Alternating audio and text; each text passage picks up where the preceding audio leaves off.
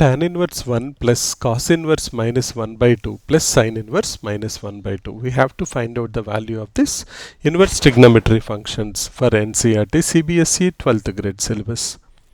So basically first let's look at the inverse trigonometric functions whatever we have in this problem and look at the range of them.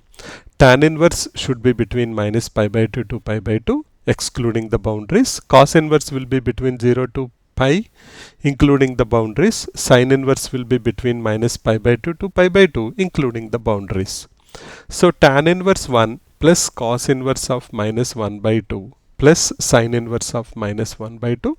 Let's just write down what is the problem given to us. Let's try to divide them into three parts and look into one by one function. Tan inverse of 1. We know tan pi by 4 is 1 and tan inverse 1 positive value will be coming from first quadrant. Tan is positive in first and third and our range is between minus pi by 2 to pi by 2. So we'll take pi by 4 there.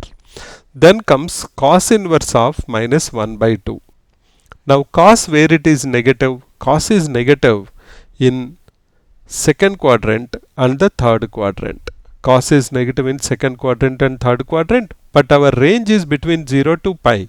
That means I have to take the value from the second quadrant. Whenever you want to take the value from the second quadrant, the value will be pi minus theta, where theta is the first quadrant value. Now cos inverse 1 by 2 is what? It is nothing but cos pi by 3 equals to 1 by 2.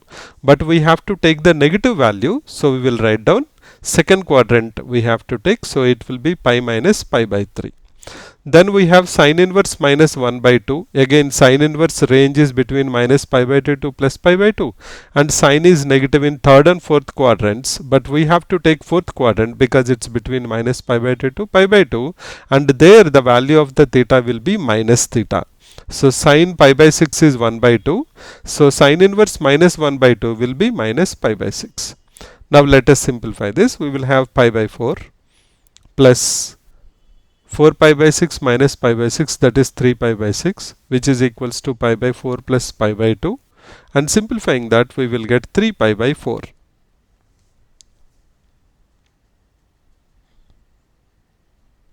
So the point we have to understand is whenever we have a tan inverse or sin inverse or cos inverse, if the value inside is positive, the angle will be coming from the first quadrant.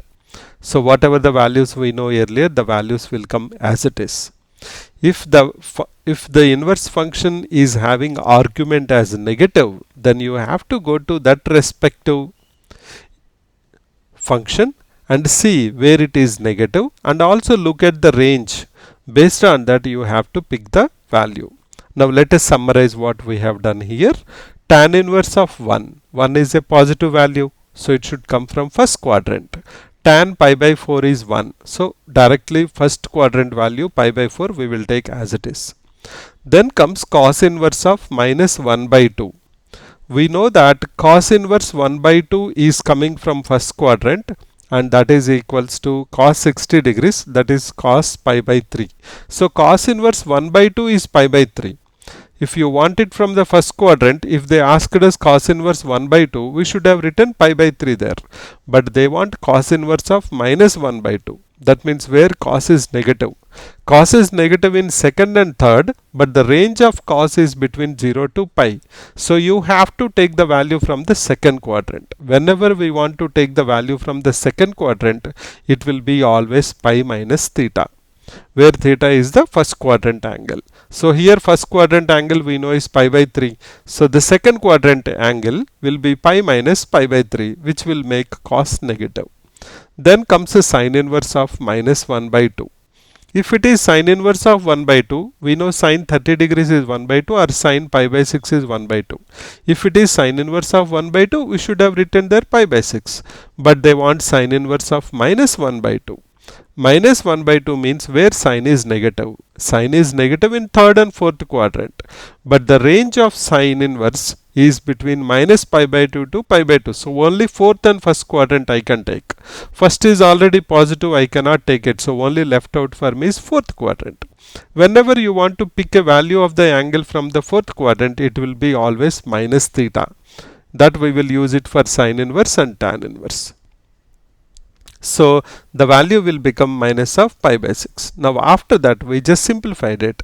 We got the value as 3 pi by 4.